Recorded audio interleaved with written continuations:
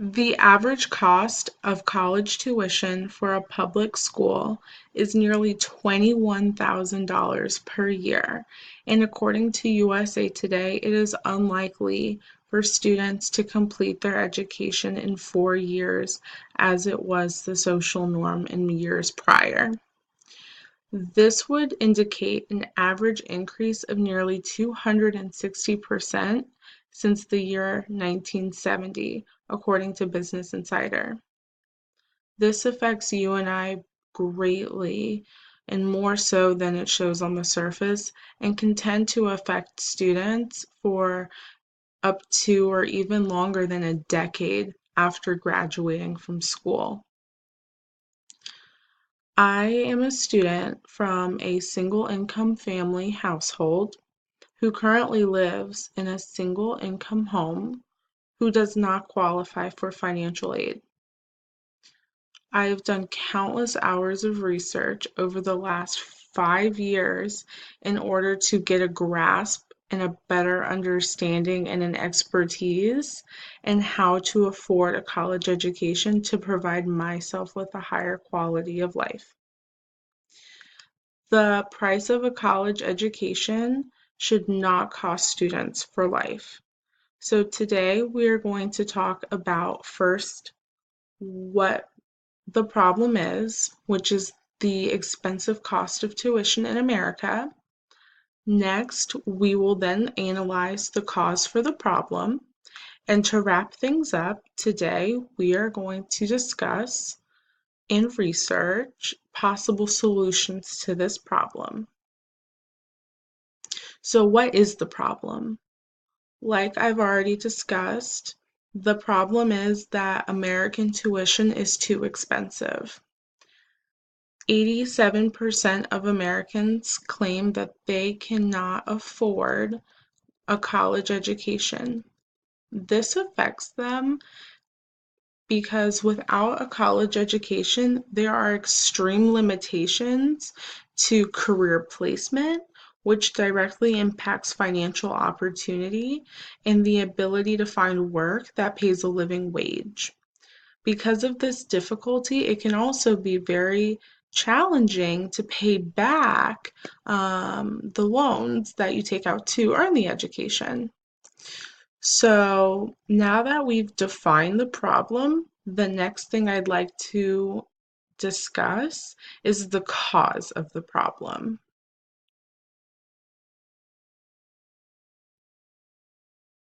There has been an increase in cost over the last 40 or so years by over 260%. One big cause of this is the American universities' inefficiency. One thing that sets American universities and colleges apart from educational facilities in other established countries is that we promote living away from home. More than half of the expenses associated with earning a college education goes towards housing and living expenses. In addition to living expenses, schools offer a lot of student resources that are expensive and and cause burden to the students. Because these resources come at a cost due to operational expenses such as hiring a facility and paying for the resources, this also leads to students taking out loans which they find that are very hard to pay back. One other cause of this problem, other than the gross inefficiency of the structuring of colleges and some of the requirements of living on campus, also comes with the change in the economy. Stemming from the 2008 recession in America, funding for public learning institutions have been cut back, and due to these limitations, colleges are now forced to operate for a bottom line like businesses, which puts the bottom line ahead of the best interest of the students. In addition to the inefficiencies and changes in economy, Another thing that impacts the pricing of an education is the pricing structure.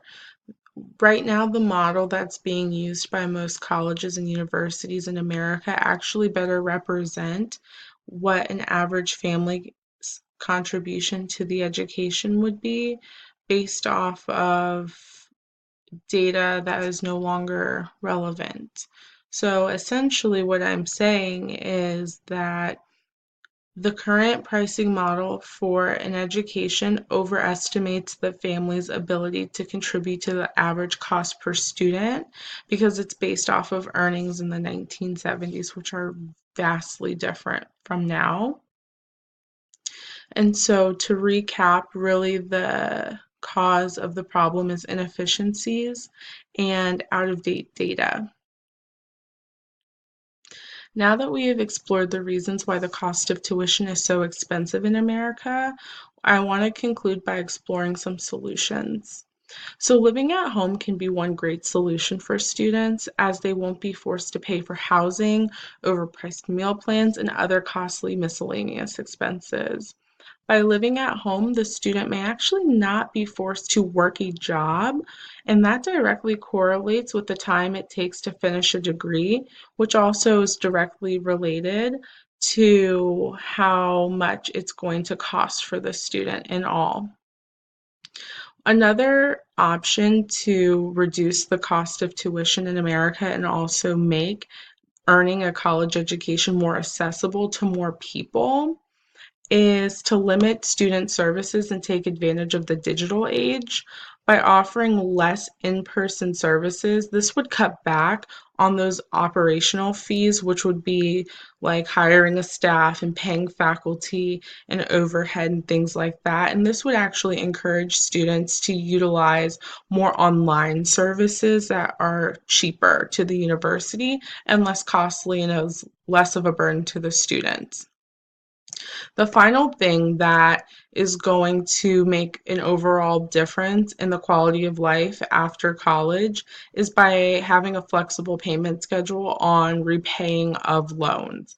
So, because the goal for most individuals is to be able to find a great job with a living wage after earning a college degree, having a repayment schedule that's flexible and dependent on your income will be more fair for the student and will take some of the financial burden away. So the debt in total is less crippling and doesn't hinder students from living the quality of life that they earned.